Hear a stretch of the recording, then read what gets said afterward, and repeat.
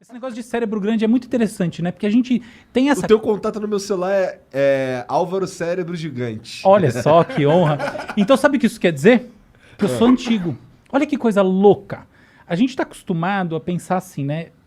O futuro da humanidade, né? Aquela coisa, puta, vamos viajar, colocar nossa imaginação futurística a serviço aí da nossa projeção do que vai ser a espécie humana. Aí você imagina aquele ser humano magrinho, Meu careca, pai falava isso direto com pra mim. mega cabeção, não é isso? Aham. Por que tem um mega cabeção? Cérebro grande. Agora, olha que coisa que quase ninguém sabe. O cérebro humano, ele na verdade vem encolhendo e não aumentando. Caralho. Sim, há 3 mil anos atrás, existe uma tendência hoje em dia né, na área nessa área que faz os estudos de fósseis de cérebro e etc. Então, é uma área até difícil da gente nomear, né? Que área é essa? Porque é uma área multidisciplinar, tá? Que tem, enfim, tem uma antropologia, tem uma biologia molecular forte, tem uma arqueologia fundamental, enfim. É um conjunto de áreas que vem se encontrando para fazer estudo de genoma, enfim, de fóssil. E esses estudos já basicamente mostraram, tá? É incontroverso, que o cérebro era maior na média 3 mil anos atrás. Caralho. Mas não é meio... Não é esquisito isso? Porque a princípio, quanto mais cérebro, mais inteligente. Então, exatamente. Exato. Então a gente tá pra mim ficando faz mais sentido. burro. Então a gente tá ficando mais burro, é isso? Olha só, Caralho. não, a gente não está ficando mais burro. A gente está ficando mais dependente do nosso cérebro ampliado. Que é as Porque tecnologias. assim, ó, as tecnologias, isso. Mas a gente tem que entender tecnologia no sentido amplo, aí é isso mesmo. Olha só, há mais ou menos, um pouco mais de 5 mil anos, a gente começou, né, como espécie, o desenvolvimento da escrita. O que a escrita faz, entre outras coisas? Ela migra a memória de longo prazo para um registro externo. É nesse sentido que a gente está falando de tecnologias. A gente pode escrever a história da cultura através de duas grandes linhas. Os nossos dispositivos de aumento motor e os nossos dispositivos de aumento cognitivo. O que é dispositivo de aumento motor? É, por exemplo, o uso das ferramentas, é, por exemplo, o tear mecânico, quando a gente vai, né, olhar, por exemplo, Revolução Inglesa. É uma revolução super cognitiva, tá? Super complexa. Mas o papo de uma máquina que gera produção se traduz pelo quê? Eliminação de braços. Então é nesse sentido. Século XX, mecanização da indústria.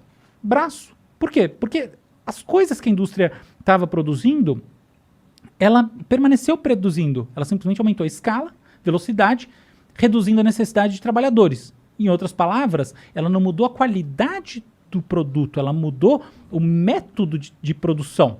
E ela mudou eliminando trabalho no braço para colocar trabalho nesse braço. Beleza. Agora olha essa outra história. A gente inventa a leitura, a gente aprende com a escrita. A gente, na verdade, começa registrando em cavernas, fazendo desenhos rupestres, essa coisa toda. A gente vai para os registros mais formais. Aí a gente inventa a calculadora. Como é que a gente inventa calculadoras? Calculadoras primitivas, o ábaco, tá? Então, é um negócio que tem mais de 4 mil anos, tá surgindo na Mesopotâmia, na China, todo um monte de lugar mais ou menos ao mesmo tempo, tá? Então, surge essa calculadora. Aí, a gente vai evoluindo como sociedade e olha o que a gente inventa, que coisa mais interessante. A gente inventa registros que permitem você conversar com pessoas que estão falando outras línguas, ou seja, a gente inventa a tradução, a gente inventa as correlações entre o que uma pessoa fala aqui, outra pessoa fala tal, e a gente começa a ampliar a nossa escala de entendimento. É assim que, por exemplo, o comércio dependeu fortemente, né, foi dependente num determinado momento dessa habilidade de ter uma comunicação comum. Até uma coisa interessante, quando eu era criança, todo mundo acredita, todo mundo não, mas tinha aquela coisa do Esperanto, né, que essa é a língua da... o Esperanto existe. Meu avô sabia falar esperanto. Então o Esperanto é um barato, é em inglês. É em inglês? Não é, tipo, É, qual é a a língua língua que universal? É foi- inglês. Ah, tá, realmente. Então, Esperanto é inglês. É. Então, não funciona muito você planejar e falar vai ser desse É. jeito. Sabe? É. As coisas funcionam desse jeito. Não é. Não é o córtex pré-frontal, é a sociedade se auto-organizando. Mas ok, tava lá. Então, essa coisa da gente aprendeu, né, os mercadores, a ter formas de se comunicar que tem uma certa universalidade, saindo da lógica de nicho, entrando em lógicas que são realmente de fusão social. A gente vai evoluindo. Quando a gente olha, por exemplo, pensa bem, ó, aqui tá a máquina a vapor, aqui a gente tem a mecanização da indústria e tal. Nos anos 60, 70, sobretudo, o que a gente tem? O desenvolvimento dos computadores industriais e depois, a partir da metade dos anos 70, dos PCs, que não estavam chegando no público, estavam em desenvolvimento, tá? Então, esse é o primeiro momento da coisa. E aí, o que a gente tem? A gente tem uma mudança de paradigma fundamental.